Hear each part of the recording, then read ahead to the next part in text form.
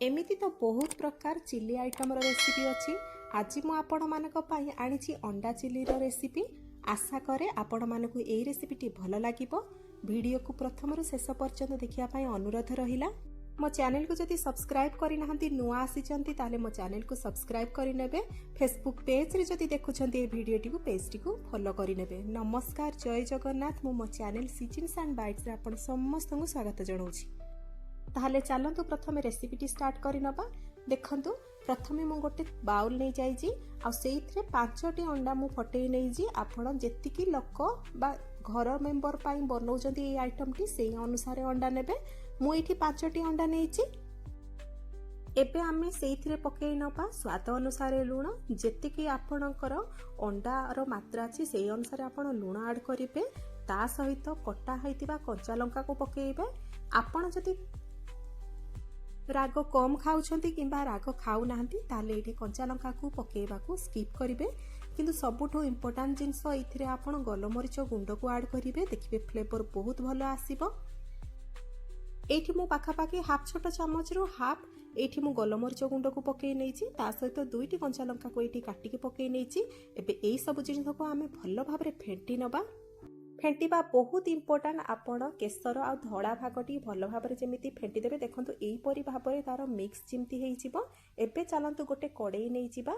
मु एठी कड़ाई बसे नैछि गैस उपरे आ सेइथिरे आपण देखि पारुथबे मु गोटे ग्लास पानी दे देछि आ ता उपरे गोटे स्टैंड रखि नैछि।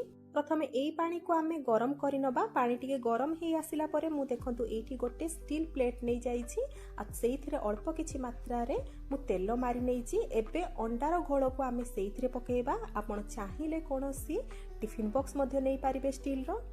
तेल मारि देले जो पात्र रे आपण अंडा ढाळुछती से पात्र रे आउ हमर अंडाटी लागिबो नाही। देखंतु एबे मु प्लेट टी को स्टैंड ऊपर रखि नेली।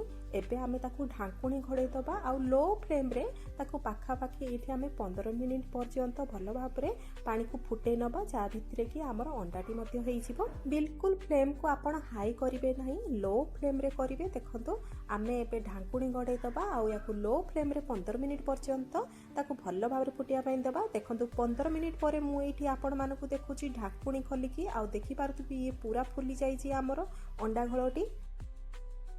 ये एबे रेडी हेइ सारिछि। एबे आमे गैस फ्लेम को बंद करि दबा आ याकू ठंडा हबा पई दबा। ठंडा हेइ सरला परे ही आमे ताकू काटिबा। गरम गरम ताकू काटिबा नाही। ठंडा हेइ गला परे ये सेट हेइ जिवो आ काटिया पई सुविधा हेइ जिवो। देखंतु एठी टिके ये ठंडा हेइ गलानी। आपण माने एबे ताकू कोनोसी छुरी द्वारा ताकू काटि पारिबे। आपण निज सुविधा अनुसार ताकू शेप रे काटिबे। निज इच्छा अनुसार आपण तार बड़ आकार दे पारिबे नहले छोट आकार देबे। मु एठी टिके बड़ बड़ आकार रखिछि। ता सहित आपण एठी देखि पारुथबे आमे सबु गुडाक प्रथमे आमे लंबा लंबा करिकि काटि नबा। तापरे आडी काटि नबा जाहा फल रे कि इजीली ये पूरा बाहरी पड़िबो प्लेट रो। लंबा और आड़ी काटी साइला परे आपण सेई छुरी रे आपण प्लेट रो साइड गुडा को टिके टिके मार देबे। देखिबे इजीली। देखंतु एठी आपण देखि पारुथबे किपरि भाबरे चारकोणिया भाबरे मु जो शेप देइथिले सेई शेप अनुसार ये उठी आसीची सहजरे। सबु अंडा काटी सारला परे मु कड़ाई को गैस ऊपर बसे नैछि आ सेइथिरे मु पके नैछि 3 बड़ चामच रिफाइन तेल। तेल आमर भल भाबरे एठी गरम हेइ सारला परे मु 5 रु 6टी कला रसुण को काटिकी एठी पके नैछि। ता सहित अल्प किछि अदा को एठी चॉप करके पके नैछि। ए सब जिनिस को आमे भल भाबरे टिके फुटिया पई दबा। एबे आमे पके नबा सेइथिरे कंचा लंका। कंचा लंका को मध्य मु छोट छोट पीस करि नैछि। आपण जदि राग खाउ नथिबे ताहले कंचा लंका को स्किप करिवे। एबे आमे पके नबा पियाज। मु एठी 3टी पियाज को पूरा छोट छोट चारकोणिया भाबरे काटी नैछि आ एबे आकु इथिरे पके नबा। पियाज को किछि समय भाजी साइला परे काटी रखिथिबा कैप्सिकम को मु सेइथिरे पके नैछि। एबे पियाज आ कैप्सिकम को आमे टिके नरम होबा पर्यंत भाजिबा। बेसी भाजिया दरकार नाही। टिके जेमति से नरम हेइ जिवो किंतु क्रंचीनेस थिबो। आमिष बास्ना न होबा पाई ता सहित बढ़िया बास्ना होबा पाई मु एथिरे पके नैछि अल्प किछि कणिया भृसंग पत्र जहा कि ऑप्शनल किंतु पकेले बहुत बढ़िया बास्ना आसीबा सहित फ्लेवर मते बहुत भलो आसीबो। भृसंग पत्र को पके देकी आमे भलो भाबरे ताकू मिक्स करि नबा। एबे एई सब जिंस को टिके नरम होबा पर्यंत भाजी नबा। एबे मु सेइथिरे ऐड कर देइछि ग्रीन मटर। आपणक पाखरे जदि फ्रोजन वाला मटर अछि आपण ताकू भी पकेइ पारिबे। ग्रीन मटर को पकेइ देकी मध्य आमे टिके ताकू नरम होबा पाई दबा। एबे एठी देखंतु आमर सबु जिंस भल भाबरे एठी टिके समय भाजी सारला परे भल भाबरे टिके नरम पड़ी गलानी। एबे आमे सेइथिरे सब प्रकार सॉस ऐड करतबा। मु एठी पाखा पाखी गोटे बड़ चामच सोया सॉस, ता सहित हाफ बड़ चामच एठी पके नेछि टमाटो सॉस, हाफ बड़ चामच एठी चिली सॉस को मिक्स करके ए सब जिंस पके नेछि। ता सहित अल्प किछि परिमाण रो पानी मध्य सेइथिरे ऐड करि नेछि। पानी को ऐड करि सारिबा परे आमे ए सब जिंस को टिके भल्लो भाबरे भाजी नबा। सॉस सहित टिके मिक्स करि नबा। गोटे रु 2 मिनिट एठी मु भाजी सारला परे बेसिक गुंड मसला गुडा को पके नेछि। गुंड मसला पकेबा पूर्व आमे पकई नबा प्रथमे स्वाद अनुसार लुण। आपण ध्यान पूर्वक लुण ऐड करिवे काहेकि ना हमर सोया सॉस एथिरे आमे ऑलरेडी ऐड करि सारलेनी। आ सोया सॉस हमर लुणिया लागे, सेति पई आपण लुण ऐड करला बेले टिके ध्यान देबे। एबे आमे ऐड करि देबा गोटे बड़ चामच काश्मीरी लंका गुंड, जहा कि हमर कलर टिके ऐड करिवो चिली रे। ता सहित मु एठी पकई नेछि गोटे छोट चामच एठी चिकन मसाला पाउडर।